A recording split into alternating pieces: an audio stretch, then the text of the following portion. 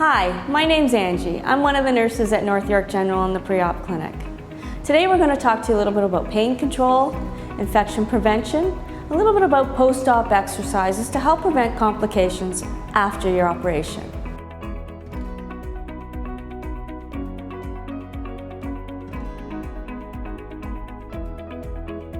With decreased activity, circulation will slow down, so it's important to do these exercises to help prevent pooling of blood in the legs and lung congestion.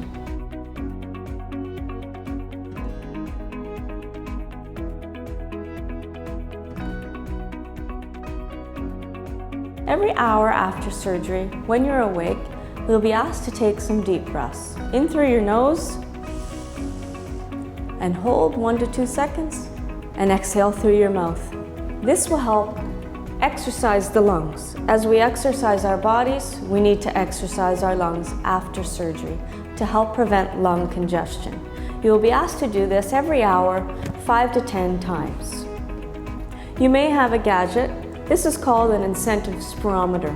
The correct way to use an incentive spirometer is to hold the tube in your mouth and inhale and exhale. You can do this 5 to 10 times an hour.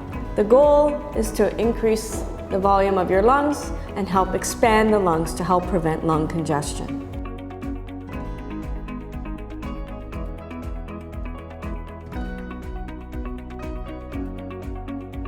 Coughing is another important part of this to help prevent lung congestion. After each deep breath, you can cough forcefully from your abdomen. This will help keep the lungs clear. You can do this as well every hour after surgery when you've completed your deep breathing exercises.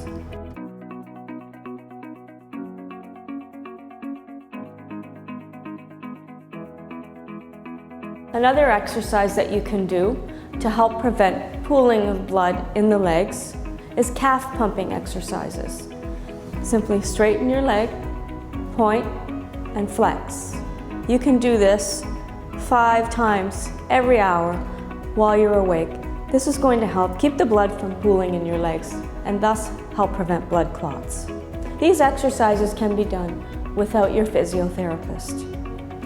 If you have any questions about the exercises, please talk to your nurse or your physiotherapist.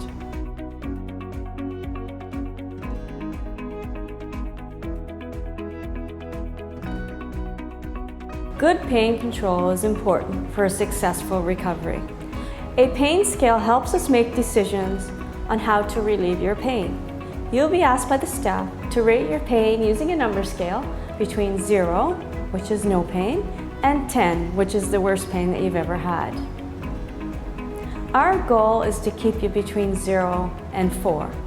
Your nurse will be monitoring you for the first 12 hours every hour after your operation to monitor your pain control and any side effects that you have.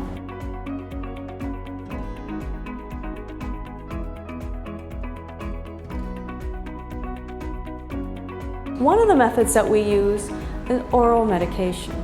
Oral medications may be offered to you the same day of your operation. Medications work differently in each person. So if your pain is not being controlled, if you still have pain, please let the team know as we can make changes to your medications to help to control your pain.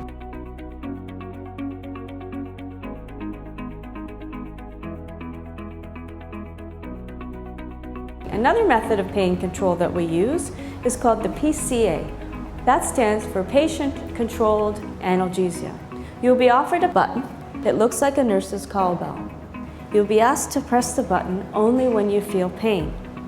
When you feel pain, you press the button and instantly you're going to get some intravenous medication. You are the best person to help determine how much pain control you need. It is important that you press the button. Please ask your family members not to press the button or the nurse to press the button.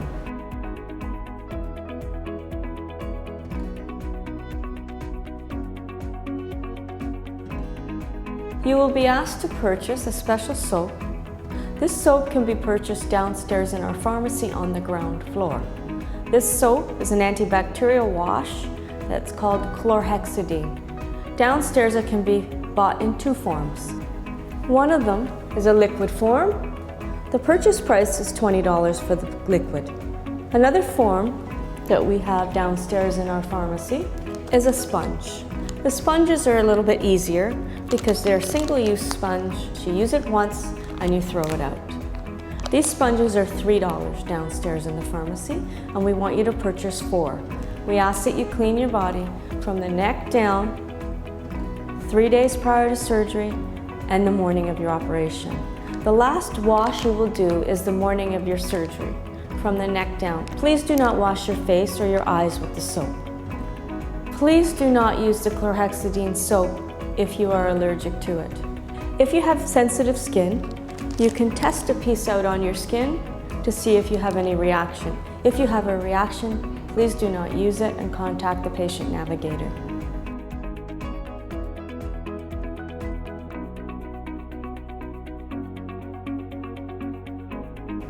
In order to help prevent the spread of infection, we will ask you to purchase a small hand sanitizer, and please bring it with you the day of the operation. You'll be asked to use it frequently while you're here. Resistant organisms are spread through contact and surfaces. Wash your hands frequently with this. You don't need a lot of it, just a quarter size in your palm of your hand. Scrub your hands in between your fingers, on the palms of your hands, your wrists, until it's dry. Please don't wipe it off because this is going to defeat the purpose of using this. This is going to help prevent the spread of organisms while you're in the hospital.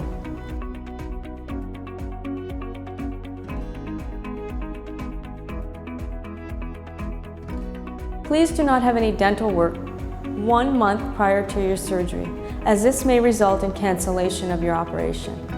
Please wait 3 months after surgery for any dental work. If you need an emergency dental appointment, please contact your dentist and notify your surgeon as soon as possible. Please do not have any injections into the joint 3 to 6 months prior to your surgery. Please do not have any pedicures or manicures 1 week prior to your surgery. Also, we do not want you to do any hair removal in the operative area 1 week prior to surgery. This will help prevent infection.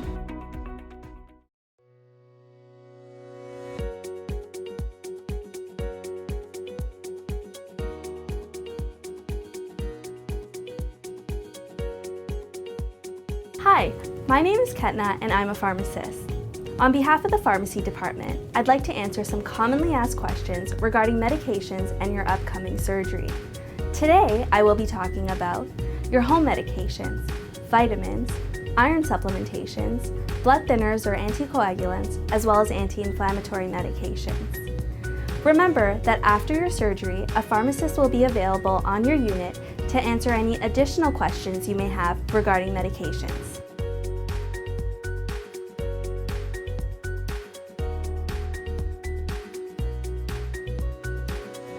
During your preoperative clinic visit, you will meet with a pharmacy technician who will collect information regarding the medications that you are currently taking at home. This will allow us to generate a medication list that we will be able to review after your surgery to see which medications can be resumed if appropriate. We are able to provide you with most of your home medications during your hospital stay. During your preoperative clinic visit, the pharmacy technician will alert you of any medications that we do not carry here at the hospital. If you agree to bring in your own supply of these medications, please bring them in their original labeled containers so that the contents can be verified. Please do not bring any loose tablets into the hospital. If your community pharmacy organizes your medications in blister or compliance packaging, please ask your community pharmacy to provide you with a 7-day supply in a labeled container. Your own supply of home medications will be kept in your patient-specific medication bin. These medications cannot be kept at the bedside as per hospital policy and to ensure patient safety. Upon discharge, your own supply of home medications will be returned to you. After your surgery, a pharmacy team member will interview you to see if there were any changes to your home medications since your preoperative clinic visit. At this time, the pharmacy team member will also verify the contents of any home medications that you may have brought in. This is also an opportunity for you to ask any medication-related questions that you may have.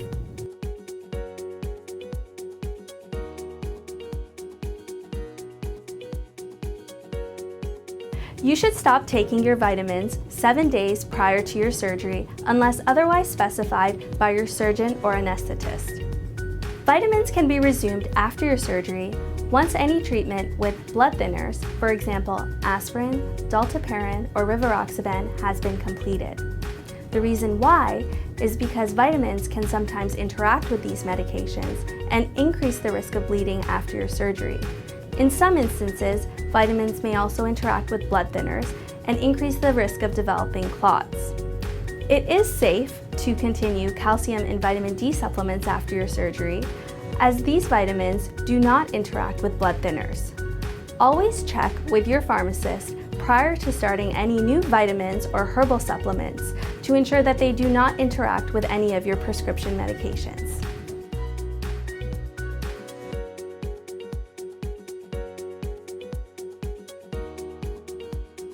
You will be started on iron and vitamin C supplementation prior to your surgery. There have been some studies that show that supplementing with iron and vitamin C can help to build up your iron stores and promote recovery after hip and knee surgeries. There are many types of iron that are available on the market. Some examples include ferrous fumarate, ferrous gluconate, ferrous sulfate, and ferromax. The type of iron that you will be prescribed will depend on your surgeon. However, the most commonly type of iron prescribed is ferrous sulfate, 300 milligrams taken twice daily.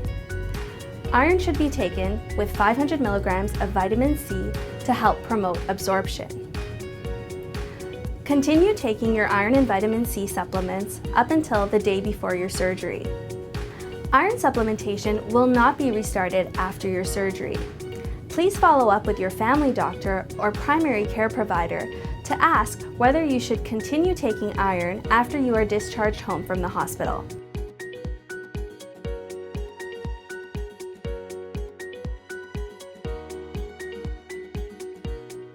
You will be started on a blood thinner or an anticoagulant after your surgery to prevent the formation of blood clots in your legs.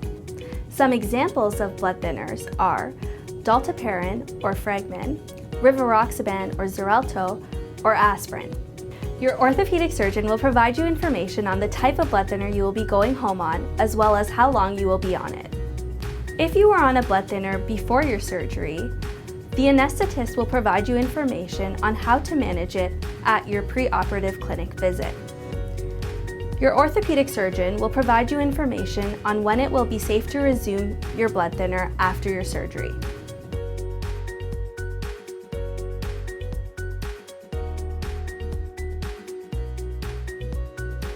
If you were taking anti-inflammatory medications prior to your surgery to help with osteoarthritic pain, the anesthetist will provide you with instructions on when you should stop taking these medications prior to your surgery. Some examples of anti-inflammatory medications include celecoxib, which is found in Celebrex, diclofenac, which is found in Arthrotec, ibuprofen, which is found in Advil and Motrin, meloxicam, which is found in Mobicox, and naproxen, which is found in Aleve. Anti-inflammatory medications can interact with blood thinners and increase the risk of bleeding after your surgery. Please follow up with your family doctor or primary care provider to determine if it is safe to continue these medications when you are discharged home from the hospital. After your surgery, a member of the acute pain service will meet with you to help manage your pain post-operatively. During your stay at the hospital, a pharmacist will be available on your unit. Feel free to ask them any questions that you may have regarding medications.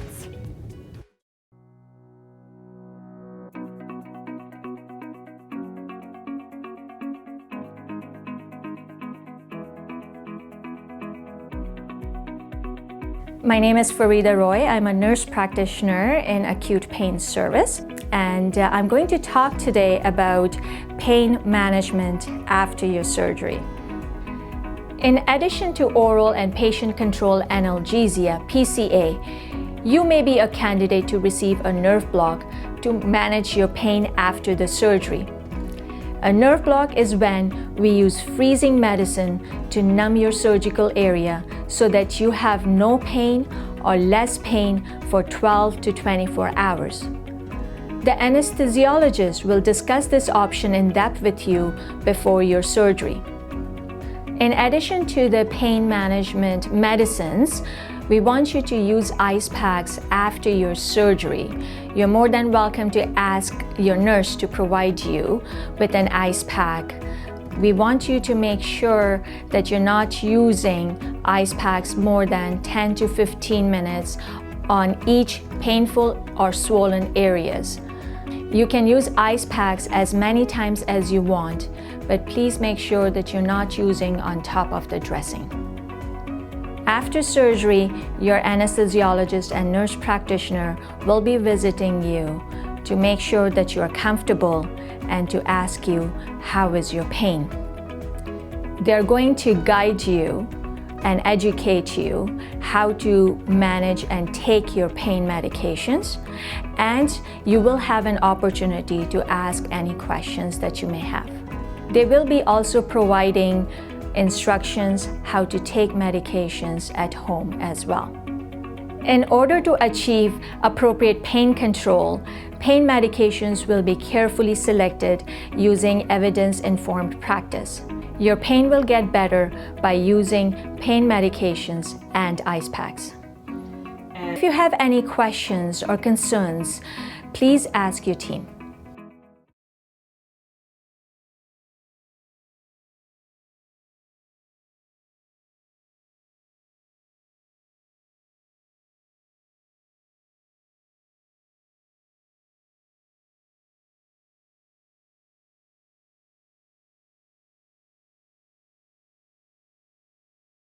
These are exercises that we want you to start at home prior to the surgery. We would like you to do them 3 times a day with 10 repetitions for each exercise using pain as your guide. So if after 5 repetitions you have pain, then you don't have to continue for 10 repetitions.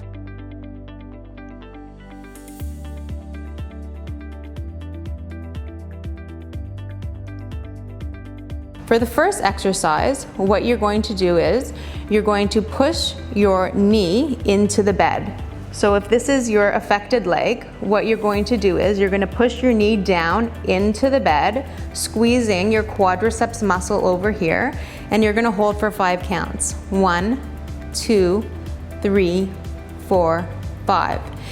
If you are unable to get your knee to touch the bed, because for some people that have knee arthritis, you might have a little bend in the knee or you might be walking with a little limp. What you're welcome to do is you can build up a roll by using some towels and making a firm surface, or what you're able to do is you can take a juice can and you can place it under your ankle here, and that's using gravity to assist, and then you can still push down into the bed and hold for 5 counts. 1, 2, 3, 4, 5.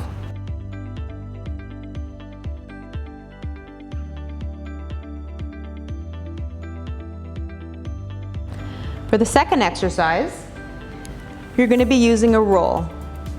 So you can either roll up some towels, as I did here, so it's a nice firm roll, or you're welcome to use like a juice tin, a nice firm surface. You're going to be placing it under your knee. For this exercise, you're strengthening your quadriceps muscle over here, and you're going to push your knee into the roll, and you're going to lift up your lower leg.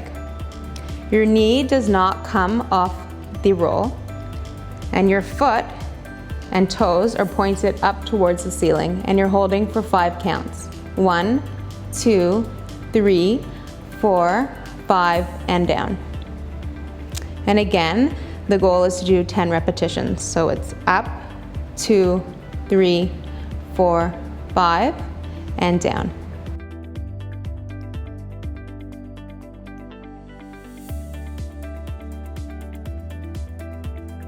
For the third exercise, what you're going to do is you're going to bend your knee and straighten your knee. You're trying to increase the range in your knee joint. So what you're going to do is you're slowly going to slide your heel along the bedside, bending your knee towards your buttocks. So bend and straighten. And if you have pain over here, you don't have to push it to try to bend more because this is before your surgery. Bend and straighten.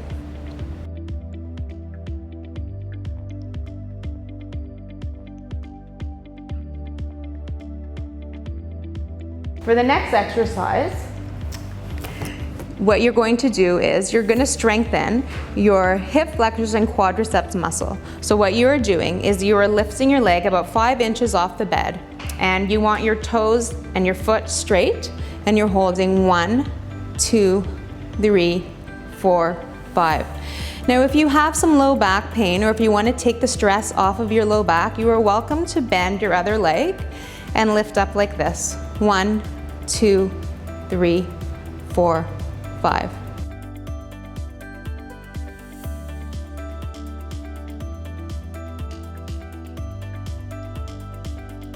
And for the final exercise, you're going to sit either at the edge of the bed with your feet supported on the floor, or you can even sit in a chair. You're going to want your thighs fully supported on the surface that you're sitting on if possible. And what you're going to do is you're going to straighten your leg and you're going to hold for 5 counts. And again, the foot is all the way up for a better contraction. You're strengthening your quadriceps muscle over here. You're holding for 5 counts, sitting up nice and tall, and down. And for the exercises, you're going to always be using your operated leg or your affected leg. Once again, always make sure to use pain as your guide. The goal is to do 10 repetitions 3 times a day.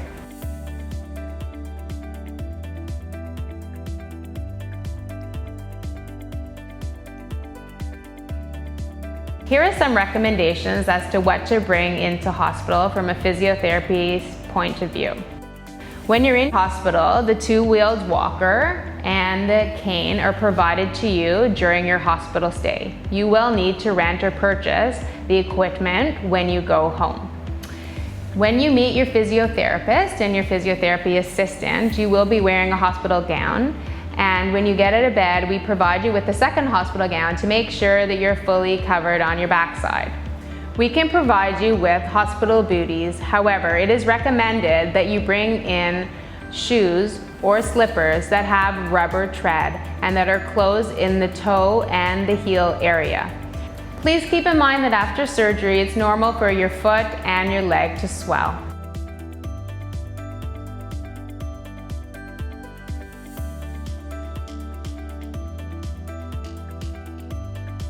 You will meet your physiotherapist and the physiotherapy assistant the day after surgery. At that time, you might or might not have a PCA, the patient-controlled analgesic. That's a button that you will press to administer a narcotic. If you have a PCA, the patient-controlled analgesic, and your pain is greater than a 3 out of 10, we recommend that you use it prior to your physiotherapy session. However, if you don't have the PCA, you can ask your nurse for pain medication prior to your physiotherapy session. We want you to be comfortable and not in pain during your stay at North York General Hospital and when you're discharged home. We have a nurse pain specialist who works from Monday to Friday and an anesthesiologist on the weekend, and they follow you through your stay in the hospital to make sure that your pain is controlled. Your first day with your physiotherapist and the assistant, the goal is to get up and start walking with a 2-wheeled walker. It is a lightweight aluminum type walker that has 2 wheels on the front and no wheels on the back. Your physiotherapist will teach you how to get out of bed, how to get from a lying to a sitting position and a sit to a stand position. The goal for the distance can range anywhere from 20 to maybe even up to 60 meters with the 2-wheeled walker. Some people only make it to the door and back. The reason for that is not usually pain limiting. It's normal after surgery for your blood pressure to drop, but with some individuals it might just drop a little bit too much and you might be experiencing some lightheadedness or dizziness. We check in with you throughout your walk, and if your dizziness increases, we'll obviously ask you to return to bed so you don't faint. Later in the day, your physiotherapy assistant is going to review exercises to your operated leg. Those exercises are going to help improve your range of motion in the leg and in the joint, and they're going to improve your strength. It is encouraged that you start these exercises at home now, because a stronger leg prior to surgery will lead to a quicker recovery.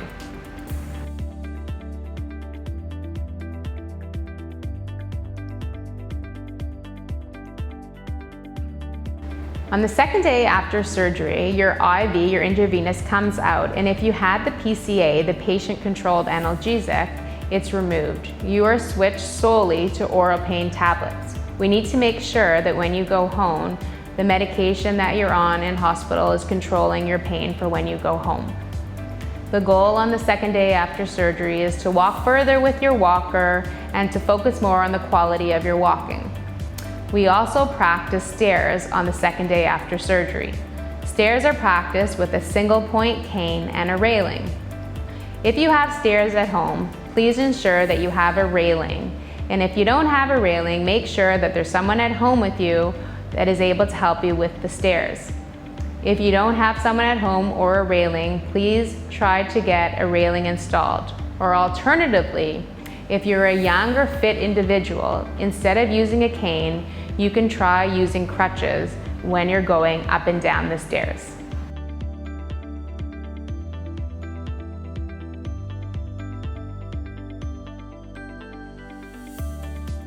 When you go upstairs after your joint replacement surgery, you go up with your good leg. And when you go down with your operated leg. You hold onto the railing and you rest your whole forearm on the railing. And your cane stays with your operated leg. So I'm gonna pretend that my right leg is my good leg. So I'm gonna go up with my good leg and step up. And you push into the cane and pull up on the rail. And stay as close as you can to the railing.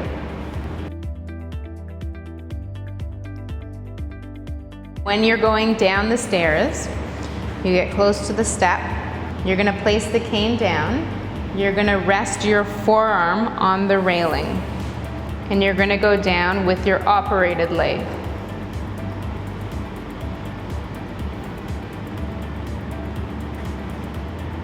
Forearm goes down.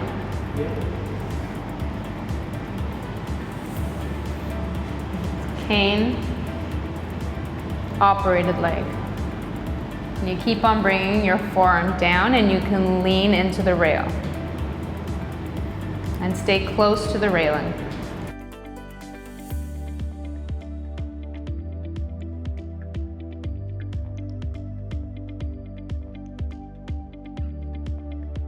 Your physiotherapist, occupational therapist, and physician work very closely together to determine when you're ready to go home.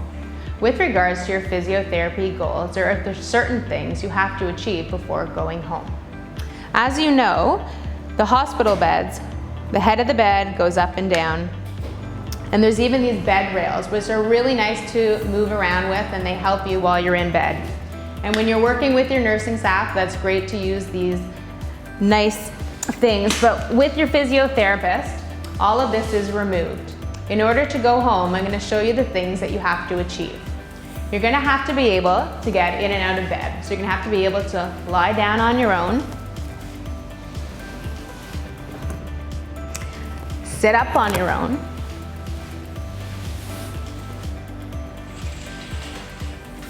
stand with the walker, and sit back down. And finally, walk with your walker. Once you're able to do all of these things, then you're ready to go home. It is recommended that you use a two-wheeled walker after your joint replacement surgery, as it is the safer type of walker. However, if you have a rollator walker, which is the type of walker that has the 4 wheels and the seat that you can sit on, we will trial you with that walker on the second day after surgery.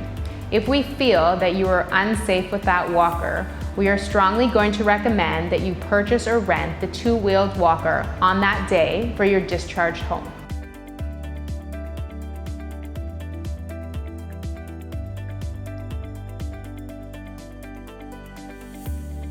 Rehabilitation is an important part of your recovery after your total knee replacement. We would like you to come back to North York General Hospital for the physiotherapy knee class. It runs twice a week for up to 6 to 8 weeks. Alternatively, you can attend a physiotherapy clinic in your community. If you've had a bilateral knee replacement, you are pre-admitted to rehab.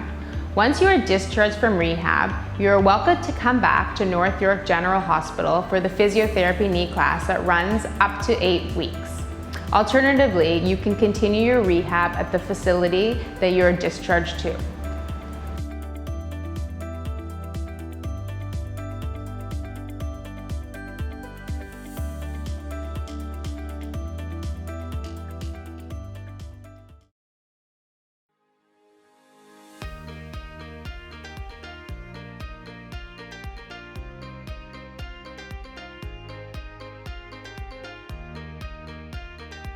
Hi there, my name is Aurora and I'm an occupational therapist here at North York General Hospital. I'll probably see you the first or second day after your knee and hip replacement. And my role with you is just to see how you're doing functionally. That means things like getting dressed, getting in and out of the bathtub, those kinds of functional, practical things after your surgery. I'm also going to talk to you about what equipment you need to make sure that you're safe following your surgery. So if you turn to the section where it talks about equipment and devices vendors, there you can then figure out which equipment vendor you want to choose to get your equipment from. It is your responsibility to get your own equipment. You just have to decide if you want to rent it or buy it. Typically, if you are having a knee replacement, we recommend that you have equipment for about a month. It's really up to you again if you want to buy it or rent it. And for those that may have medical insurance coverage, extra health benefits, you can always call your insurer before you come in and ask them what your policy is. Then you can determine if you want to rent or buy the equipment.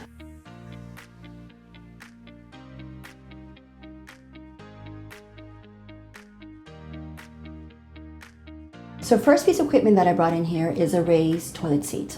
The purpose of this is to make life a lot easier as you're getting up and down the toilet. By making your toilet higher and taller, you don't have to bend down so low. So it'll be less painful on your knees, less painful on your hips, and you're less likely to fall. Now this one's pretty standard. This one's about 4 inches. They do range between 2 to 5 inches. It all depends on your height, which you prefer to get, but most people are okay with the 4 inches. I'm only 5'2", so for myself, I would get something that's about 2 inches because I don't want to be too high above the toilet. So this is appropriate for most people, okay? This one here also has arms. So it all depends on your toilet and where it is in the bathroom if you would need one with arms. If you have a counter beside you that you can use for support, you won't need a toilet seat with arms. Okay, so this is fairly easy to install. This is my standard toilet. I would lift up my toilet seat, put the raised toilet seat on top, and then just tighten the bolt here, and voila. Automatically my toilet's much higher for me, much easier for me to use. So here I am backing up to my toilet seat. I'm gonna reach back for the arms, or whatever counter support I have here, and have a seat. Much higher, much safer, okay? After 1 to 2 months, when I'm much stronger, getting around much easier, I remove this, and just go back to using my regular toilet.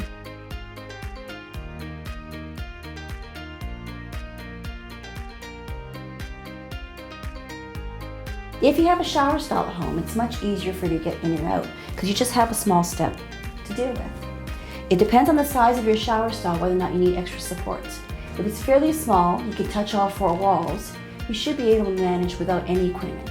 If, however, it's a little bit larger and you want more support, something like grab bars could give you the extra support you need, or an extra bath chair. Pretty straightforward getting in the shower stall. You're then typically going to back in, either use the arms for support, getting in. If you want a longer shower, you can sit down in the chair.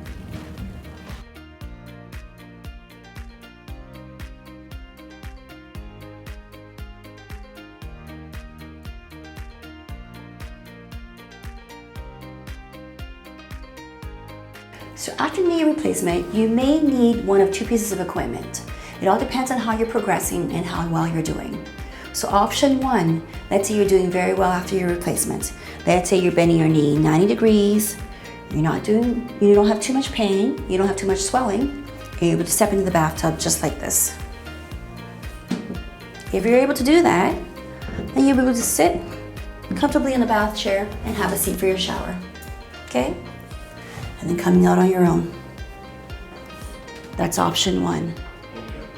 If, however, you're having a little bit more pain, you have a little bit more swelling, you're not bending as well, or if you're getting 2 knees done at one time, then I would be recommending for you a bath transfer bench.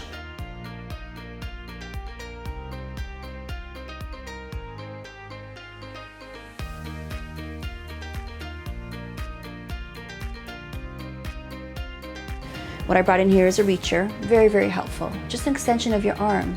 If something drops on the floor, you can bend down. You can use the reacher to pick it up from the ground, okay? This reacher can also help you with getting dressed, putting on your pants and putting on your underwear. So you then put your pants on your lap, okay? Grab your handy reacher, and you're just gonna pinch the middle of your waistband. You can't bend down to reach your feet, so at least then you drop the pants down to your foot. And then once you can reach with this hand, you let go of the reacher. And there you are. Once the operator's leg is dressed, this one here you can easily bend and twist. Get into your pants, okay? Once both legs are in the pants, that's when you then stand up and pull up your pants.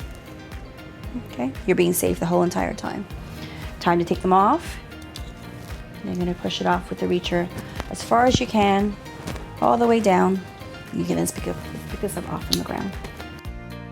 Another great tool that I brought in here is a sock aid, and this will help you put on your socks. I've got my sock and I've got my sock aid. I take the sock aid, okay, put the sock on the sock aid, wiggle it through, all the way through. Here's the toe, here's the heel. Again, sitting on my chair, sitting on my bed, I put the sock aid on the floor, okay? Wiggle my operated foot in, and once it's there, I then pull the strings. And voila. Okay. You can then use the reacher to straighten up your sock. You can use the reacher to also take your sock off.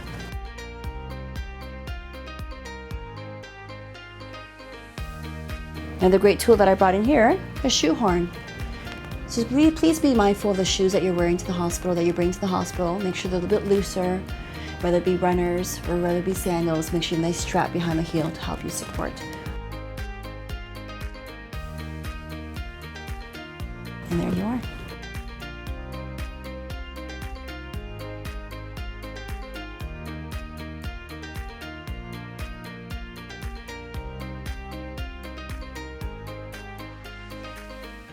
Another important room in the house that you want to think about is your kitchen. With your kitchen, you want to plan ahead before you come in for the surgery. Perhaps put commonly used items on the countertop. After surgery, it's going to be hard for you to bend down and reach for things. So it's good to lay things out before you come in, so at least it's easy for you to reach for things after surgery. Okay? You can get pots and pans, putting dishes out, your commonly used items, so they're easier for you to grab. Prepare ahead of time so people can help you afterwards your surgery.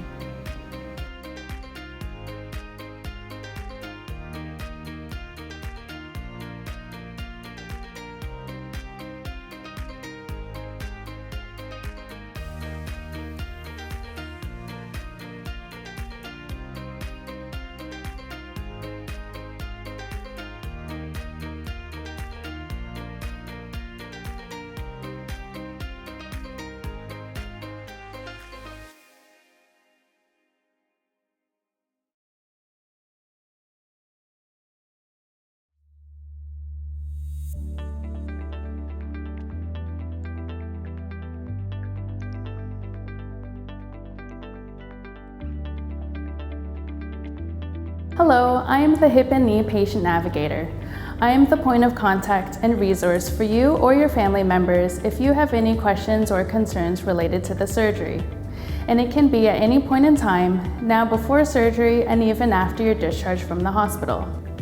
Some of the reasons why you may need to contact me include arranging outpatient physiotherapy, if you would like more information on how to arrange respite care, other general inquiries, or if you need clarification on any of the other instructions in this video. I am also a registered nurse, so if you are experiencing any medical issues after surgery, feel free to contact me for a consult. You may reach me at 416-756-6955 6000, extension 4490. Alternatively, you can email me at hipknee.navigator@nygh.on.ca. I am in the office Mondays to Fridays between 8 a.m. and 4 p.m.